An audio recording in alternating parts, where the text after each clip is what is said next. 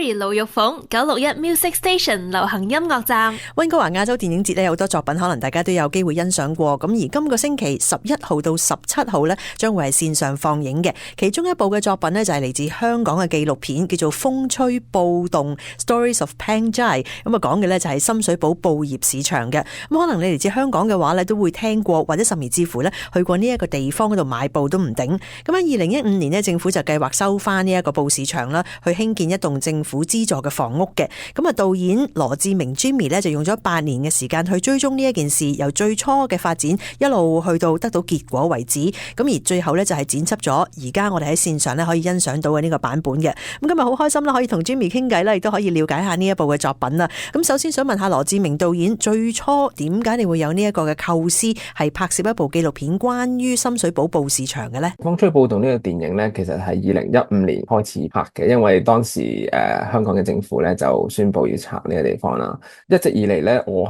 都係比較貼近呢件事，同埋會想透過紀錄片呢個電影啦，同埋放映咧，係讓到更加多人知道深水埗棚仔發生緊咩事。一直以嚟咧，由2016年開始咧，其實已經做都唔少嘅一啲公眾公開嘅戶外嘅放映㗎啦，已經。咁去到2020年咧，因為嗰件事件咧就有啲好似係停滯不前啊，即係政府又未有相關嘅行動去做一個決定啦。咁所以當時就諗住不如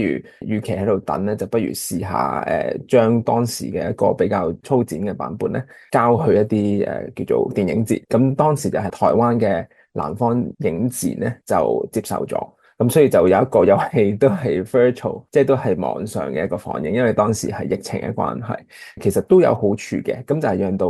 當時係有亞洲8個嘅國家咧，都係可以睇到嘅。即係相對於如果要去台灣實體去放咧，咁其實觀眾群咧可能最多都係台灣人為主。咁但係如果係可以喺8個國家放咧，就會好好多咯。即係變咗就冇一個界限。咁今次喺呢個溫哥華嘅亞洲電影節咧，其實都好榮幸啦，即係有幸去參與呢一個網上嘅放映。我相信都係一個有 dual block 嘅，即係喺加拿大入邊嘅。咁但係因為你知加拿大都好大噶嘛，咁其實如果你淨係溫哥華嘅話，咁變就當然都係比較多嘅溫哥華，或者可能係西邊，即係加拿大西岸嗰邊會比較多呢種觀眾，同埋一啲當然係嚟參與嘅電影人啦。但係如果係一個 virtual 即係網上嘅話，容讓到更加多人去睇，其實都係一件好事嚟嘅。除此之外，都呢條片其實我喺9月嘅時候咧，都有拎過去英國做放映嘅。咁但係嗰啲放映都係一啲實體嘅放映，同埋一啲大學入邊嘅放映。咁其實都係想更加多人去知道呢一件事啦。咁其實當時有啲參與者啊、啲觀眾啊、有啲學者咧都有提到就話其實呢啲關於舊城區發展同埋拆遷呢啲事情咧，其實係全世界都有發生嘅，唔係淨係限於香港咁咯。你頭先講由2016年開始一路跟進啦，都有咁長嘅時間咧，已經。最初點解會對深水埗呢一個布業或者係棚仔呢一個嘅地方咁有興趣咧？Mary 好多謝呢個問題啊，其實好有趣嘅。其實我本身都會成日去深水埗嘅，但係有趣嗰個位就係我其實拍呢個地方之前咧，其實我係從來都冇去過。雖然佢呢個地點咧係好近深水埗市中心，即係例如以前會成日去西九龍中心啊，其實係1-2分鐘步程係好近嘅，但係其實我係從來冇去過。當時因為我係初做嘢啦，即係辭去咗我第一份工作，就喺香港嘅公營電視台做嘅嗰陣時，但係我就辭去咗嗰份工作，咁就想叫做自己拍嘢、拍紀錄片。當然係第一份工作產生到個興趣，但係就因為你喺一個大電視台工作咧，可能你要更加多嘅經驗，你先可以做到導演嘅位置。咁當時就諗住不如自己做啦，係啊，自己學下，邊學邊做咁樣。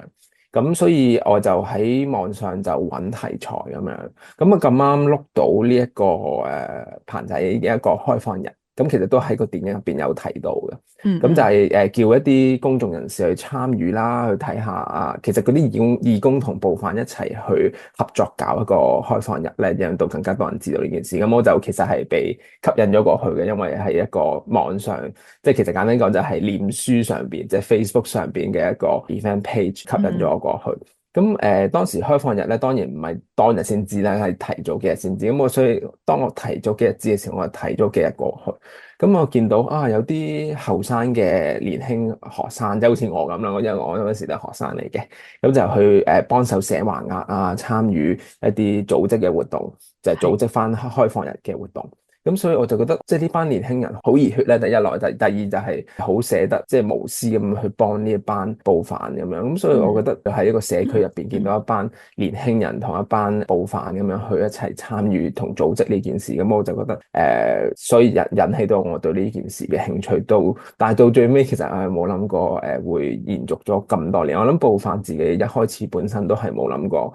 呢個所謂社區嘅抗爭係會延續咗咁多年咯。咁其實有好多個角度去睇呢件事咧，都唔想話俾觀眾有一個答案。咁即係其實個答案就可能要觀眾自己去尋找。不過即係對我嚟講，呢件事係非常之有意思咁樣咯。一路我去睇嘅時候咧，其實因為有個時間序啦，咁一路跟住件事發展啦，咁亦都睇到你係訪問過好多暴犯啦，或者一啲檔主嘅一啲合作嘅伙伴啦，當中咧佢哋一定會提到一啲譬如好感慨啊，或者一啲屬於佢哋好內心嘅一啲嘅說話，即係人嘅情緒好容易被受牽動嘅，點樣能夠保持喺整個拍攝啊，或者喺個選材方面係有嗰個客觀性咧？Mary 呢個問題係非常之好，我諗好多紀錄片嘅工作者咧都係會遇到嘅，因為我本身我亦都有教紀錄片啦，咁冇介意我就可能講少少我對於紀錄片嘅睇法啦。咁首先紀錄片咧就有好多款啦，而電影式嘅紀錄片咧其實源遠流長嘅，不過過去呢十幾20年咧嘅嗰個發展咧係非常之日新月異嘅。即係相對嚟講啦，即係電影式嘅紀錄片咧，同電視嗰種係非常之唔同嘅。第一咧就係製式方面啦，即係可能電視上邊嗰啲咧就會比較多嘅時間上嘅限制啦，同埋製作上嘅限制啦。即係例如都係同時間有關，就係可能係3個月入邊1個月就係做研究，1個月就做拍攝，同埋1個月咧就做剪接嘅。咁但係電影式嚟講咧，就係相對因為係獨立嘅電影啊。即係獨立於商業體制啦，獨立於其他嘅掣肘，有多啲嘅創作嘅自由度嘅。呢個情況下咧，就比較少嘅時間限制，好多時候都係導演或者製片或者可能佢哋自己資金但資金唔係話資金俾錢嗰人去限制佢，而係話佢有幾多錢就要拍幾耐咁樣咯。咁但係相對嚟講咧，都係自由嘅。咁點解我會講咁多呢啲前提咧？就係因為電影式嘅紀錄片咧，就係比較多係講個創作。咁當然唔係話完全係離開咗嗰個客觀現實啦。最終咧，製作人如何去呈現嗰件事咧，其實都好靠嗰個製作人本身嗰個責任啦，同埋對件事嘅睇法嘅。咁所以喺呢個電影入邊咧，可能好多時候雖然係你會有被拍攝者，例如啲暴犯嘅訪問啦，同埋會同一啲當時觀察式嘅拍攝，就係拍攝入邊嘅會議開會嘅內容啦，同埋一啲你知佢哋之間嘅一啲對話咁樣，同埋甚至乎衝突。我會覺得如何令到一件事由一個比較主觀嘅角度變成比較客觀咧？我嘅做法就係真係拍好長嘅時間，同埋好長嘅觀察，因為啱啱有提過係會不斷有一啲公眾嘅放映啦。甚至乎社區戶外嘅放映，喺呢啲情況下咧，都會得到好多唔同嘅回饋嘅。咁喺回饋當中，你就會知道其實你邊啲位係可以點樣去再改善啦，或者邊啲位可以延長縮短，讓到觀眾咧，除咗用啲理解之外，就係更加貼近翻嗰個所謂嘅真實。但係嗰個真實其實我哋即係紀錄片、電影式嘅紀錄片都成日講，就係其實何謂真實呢樣嘢都係有好多嘅討論嘅可以。但係在我嚟講，我覺得更加長嘅時間去觀察啦，我哋呢啲叫定點式嘅拍攝，即係喺一個地方蹲點咗好耐，然後去不斷觀察同埋不斷去反思自己嗰個製作。例如我哋同被拍攝者嘅關係啦，同埋雖然你可能會見到好近啊，我同被拍攝者嘅關係，但係同時我亦都會不斷提自己有一個距離嘅，讓到我可以客觀地去考慮，其實我咁樣呈現呢件事係唔係貼近真實。或者貼近我嘅觀察。不過啱嘅，因為咧資料只會越嚟越多啦，咁呢一個反思嘅過程都好緊要，頭頭尾尾8年嘅時間啦，係咪？當中由你最初想去拍或者想讓大家知道關於深水埗布業棚仔呢一個地方，同後來慢慢改變嘅時候，你嗰個思想上邊或者嗰個目的上面係咪有唔同嘅咧？已經絕對會係有喎，同埋我諗呢個亦都係好多紀錄片工作者咧係會遇到呢個情況。好現實咁講咧，一開始其實可能會比較多，就係我帶住我自己嘅角度去睇呢件事。或者用我嘅方法咧去 frame， 即係或者觀眾點樣去睇呢件事。但係因為時間越長啦，遇嘅人同埋遇嘅事都會有好多唔同，同埋你可能你都想象到啦，喺條片入邊都至少有5到6個被拍攝者。咁但係實際上我去接觸嘅報販啊，幫助報販嘅義工啊，甚至乎有參與嘅學者啊，或者係區議員啊，你可以想象到個棚人係大到一個點㗎，咁所以變相就係會有好多嘅叫做 dynamics 係會喺呢件事入邊或者喺個過程當中係會遇到。當然呢個係正常，因為呢個社會就係本身係會咁樣運作嘅。咁但係變相你就會慢慢去學到啊，其實呢件事到底我最終係為自己啊，定係為翻嗰件事本身？我會覺得喺8年入邊一開始咁，始終我一開始都唔係好識點做啦。會帶住自己嘅目光啊，甚至乎本身紀錄片人亦都要考慮一樣嘢，就係到底你自己嗰個身份同嗰個社區個身份係點樣去介入咁樣。即係你以一個咩嘅身份去介入，同埋你以咩目光去睇呢件事，其實所有嘢都係息息相關，同埋互相緊扣。咁但係因為時間真係都幾長啦，真係差唔多一個10年嘅時候，其實係一個好長嘅時間，攞到翻嚟嘅素材有好多，同埋我覺得真係嘅，即係不斷做放映，不斷聽得多啲唔同人嘅睇法，尤其是被拍攝者嘅睇法咯。因為紀錄片其實有一個不能去忘記或者不能去避免嘅問題，就係嗰個道德啊，紀錄片道德嘅問題。雖然啱啱有提到就話同被拍攝者嘅距離唔可以太近，但係問題係當你去拍人哋嘅時候咧，最終出鏡嗰個唔係你自己，係人哋咧，咁其實都好需要去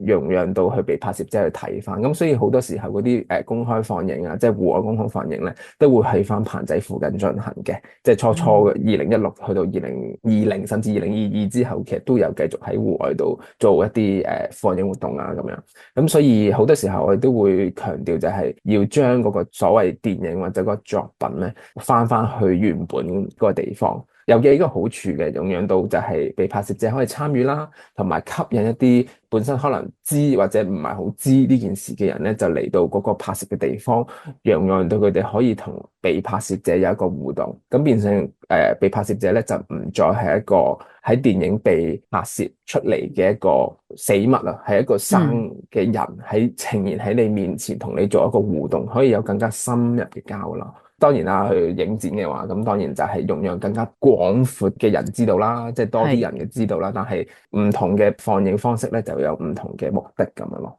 當你剪輯完第一個版本或者第一次放映嘅版本嘅時候咧，係咪先俾嗰啲報販或者曾經被你訪問過或者係喺呢一個紀錄片裏邊出現過嘅朋友，佢哋去睇先咧？係噶，之前嗰個版本都係喺嗰個棚仔附近做戶外放映，做咗好多次嚇，因為我哋都真係想透過去做嗰個放映嘅活動，去讓到更加多公眾嘅人士咧係知道呢件事同埋近況啊，同埋每次都會叫埋一啲相關嘅願意講嘅報販，或者當時有參與嘅報販咧，都係會嚟呢個戶外嘅放映活動咧做所謂映後座談啦。咁樣其實就唔係咁正式嘅，即係純粹係大家傾下偈，同埋即係同啲街坊傾下偈，然後做一個互動咁樣。其實有陣時真係純粹可能食下生果啊，或者食下啲所謂到會啦嚇，大家有一個愉快嘅晚上都可以嘅。咁當然有陣時就係真係會有一個討論啊，或者傾下近嚟點啊，或者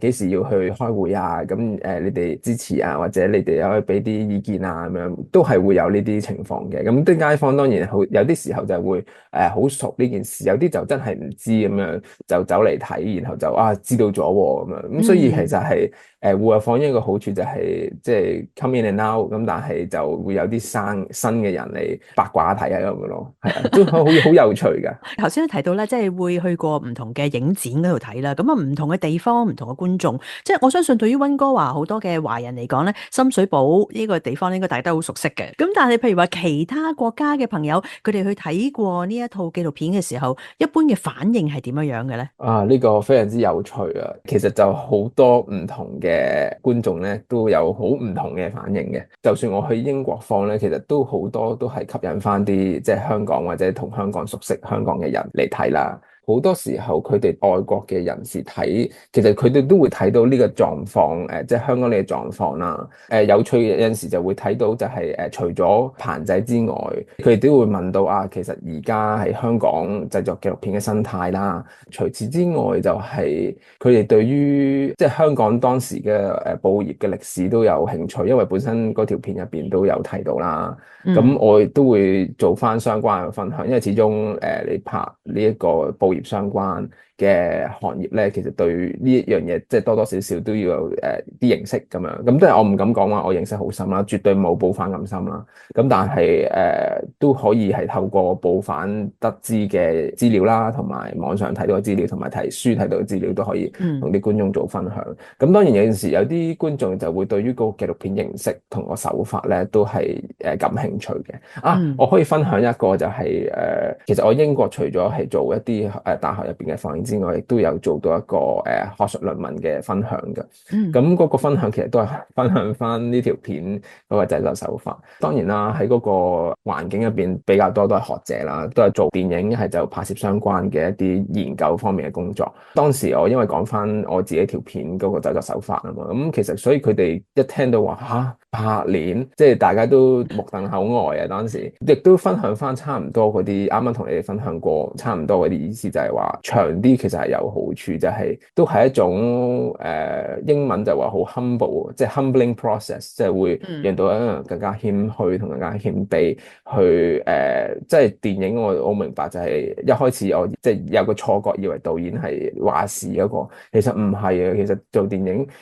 好多時候做創作人或者紀錄片工作者，其實係你為緊嗰件事服務咯。咁我咁多年嚟嗰個學習就係喺呢度咁樣咯。嗰個過程其實一啲都唔簡單啦，即係亦都有好多唔同嘅得着啦。咁但係有冇遇過最難嘅事咧？絕對有嘅。當你越拍得耐嘅時候，你可能就會越拍得深啦。但係越拍得深嘅時候咧，嗰啲被拍攝者佢就未必會想俾你拍得咁深。咁但係有陣時就係因為急起上嚟咧，就會有啲嘢假設咗對方應該 OK 嘅，因為佢之前 OK，咁可能假設繼續 OK 咁啦。即係例如假設人哋 OK 俾你放，但係其實都係自己嘅假設，冇實際去拎部片去問佢。呢個係曾經我嘅一個學習嚟嘅。咁例如有一次戶外放映活動之前咧，我就急腳啦，就係掛住要準備戶外放映啦，就準備啊嘛。就係嗰次咧，即係比較早期啊，好早期，2016定2017年，就係初初第一次或者第二三次做戶外放映嘅時候，我就忽略咗要去俾嗰條片俾其中一個被拍攝者睇。咁然後我就收到個電話，就係喺嗰個放映開始3個鐘前，其中一個被拍攝者同我講話，你可唔可以將佢嘅部分全部剪走佢咁樣，因為佢覺得可能令到佢唔舒服啊，拍得太多同埋拍得太深入。當時我就做咗決定，就係即時將佢個部分全部鏟咗佢。之後我當然係第一時間就係sorry 啊，或者對唔住啊咁嗰啲，一定係要道歉先咯。之後我都有再同佢傾翻嘅，咁但係其實佢都唔係話介意拍佢，只係話如果你拍太多，佢就會覺得唔舒服咁樣。咁所以最終我就做咗決定，就係將佢嘅部分，即係例如訪談嘅部分啊，或者主要有佢嘅部分都剪走佢。當時嗰個版本係有啲，即係我自己睇嘅，當然係會少咗一忽嘢咁樣嘅。咁但係觀眾就未必會感受到啦，因為其實佢冇睇過嗰個版本嘅話。咁但係在我嚟講，呢件事都影響得我比較深，因為本身就係以為自己同個被拍攝者建立咗好嘅被拍攝者同拍攝嗰個關係，但其實唔係我想象中咁。呢件事對我嘅打擊都大嘅，但係呢個打擊其實唔係一件壞事咯，反而係一件好事，就係容讓到我去反思自己拍攝紀錄片同嗰件事嘅關係，去學習更加謙卑去拍，所以到我而家有一個能力或者叫有個經驗去將呢啲事情去分享嘅時候，我都會盡量分享，容讓到更加多有興趣將來拍或者有興趣嘗試或者純粹有興趣知道嘅人咧，知得更加多。其實拍攝紀錄片第一就好唔簡單啦，係一件好困難嘅事啦。無論喺資金上，無論喺即係嗰個人都要生存噶嘛，即係嗰個係係啊，嗰個導演本身或者嗰個製作人本身都要生存嘅。當然有好多嘢要考慮嘅，咁但係當你去決定做多呢件事嘅時候咧，其實嗰個所謂製作人要承擔嗰個責任，其實係非常之大。你係孭住緊成件事，你係孭住緊被拍攝者，孭住唔係話即係 physically 身體上嘅孭住佢，而係話你係呈現緊佢嘅生活狀態，同埋佢嘅生活狀態可能會因為你呢個作品而備受影響嘅，係真實嘅現實當中。係，所以變相要有好多嘢要考慮咯。我覺得呢個所謂嘅困難，在我嚟講係一個升華嚟嘅，即係容讓到我去重新整理自己，重新梳理我同紀錄片嘅關係，同埋紀錄片對我嚟講關係，同埋紀錄片製作嘅時候應該點樣去處理嗰個關係，係一個經驗上嘅升華咯。咁啊，經過咁多年之後咧，呢一個風吹暴動就一路嗰個版本又改變啦嚇，或者係加添咗一啲新嘅資料啦。咁嚟到2024年，今次喺溫哥華亞洲電影節裏邊咧播放嘅呢個版本咧就係最新嘅，亦都係一個叫最終嘅版本啦。好啦，咁啊睇翻成件事嘅時候，其實有冇一個最大嘅感慨咧？感慨好多啊，因為始終8年咧，所有嘅情緒都喺入邊。其實拍攝紀錄片好多時候都係好直觀，即係理性入邊亦都係蘊藏住直觀同埋感受同埋情緒。始終8年啦，我同嗰啲被拍攝者嘅關係咧都好好地繼續維持到嘅。即係例如有陣時翻去香港嘅時候，我都會同佢飲茶啊。咁佢哋好粗嘅，有一次佢哋知道我去溫哥華咁啦，咁定居啊嘛，但係佢哋就請我飲茶。咁佢哋就話多謝我，咁我話唔使啦，即係大家飲個茶好開心，即係有個聚會同埋保持翻個感情，其實已經好好。係好多情緒喺入邊嘅。咁最大感慨可能就係見到有啲被拍攝者，因為2023年嘅時候呢個地方已經拆咗啦，唔同嘅人開始唔同嘅新生活，有啲就因為佢年紀真係比較大就退咗休啦。咁甚至乎有啲被拍攝者係因為我諗同呢件事冇話直接關係嘅，咁但係有啲被拍攝者可能因為年老啊，或者因為生病咧都過去咗啦，即係過身咗啦咁樣，係啦。咁所以當時我認知嘅53入邊咧就已經唔係呢個數字啦，咁樣係啦。至少起碼有2個係已經過身，所以有好多情緒、好多回憶，但係而家嗰個原字咧就已經完全填平咗啦。其實係一個時代嘅結束咯，咁樣。其實有好多感慨嘅，但係冇辦法，就係時間係會以佢嘅方式去推薦嘅。有陣時睇翻呢個記錄，當然係好幸運啦，可以有機會去參與到呢個嘅記錄，亦都好感謝暴反們。我哋對大家都係不離不棄啦，叫做我哋要做嘅已經盡咗我哋最大嘅努力。咁所以我喺呢件事入邊都會見到佢哋嘅堅持啦，佢哋嘅毅力啦，佢哋嘅成長啦。咁所以有好多好多嘅感慨。到最尾咁有啲人咧係繼續做嘅，喺新嘅地方，佢哋有一班人係已經搬咗，因為佢哋拗到一個方案咧，就係退休嗰啲唔做嗰啲咧就攞到一筆酌情嘅恩恤金。另一班繼續做嗰啲咧就係有一個搬遷費同埋一個相對低廉嘅租金咧，係喺一個新嘅地方做。當中有16個人咧 ，out of 53個人咧，就係繼續喺新嘅地方做。咁當時係可以拗到一開始乜都冇，到而家係有啲嘢咧，有啲渣拿咧，其實都係佢哋嘅堅毅去得翻嚟嘅。咁所以其實雖然好多感慨，好多嘢都係冇辦法去挽留啦。咁但係其實有啲嘢都係如果唔去爭取咧，都係攞唔到嘅。我自己都係咯，都係好慶幸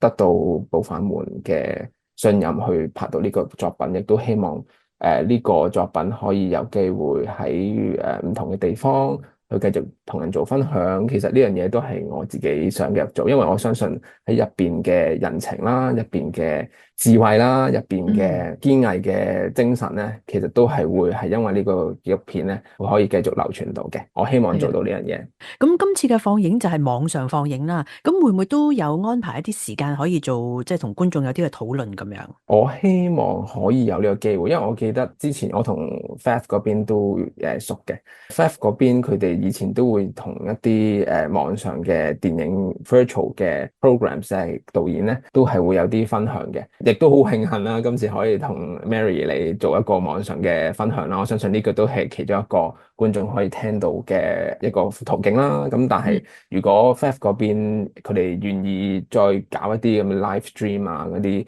訪問嗰啲，我當然係會好願意去做更加多嘅分享，同埋甚至乎同觀眾有一個線上嘅交流。其實我都係非常之願意嘅。好嘅，咁希望大家可以留意今年溫哥華亞洲電影節線上放映嘅呢一部嚟自香港嘅紀錄片，叫做 Stories of Pangjai 風吹暴動嘅紀錄片吓。喺呢一度咧，多謝晒 Jimmy 羅志明導演嘅分享，多謝晒 Mary。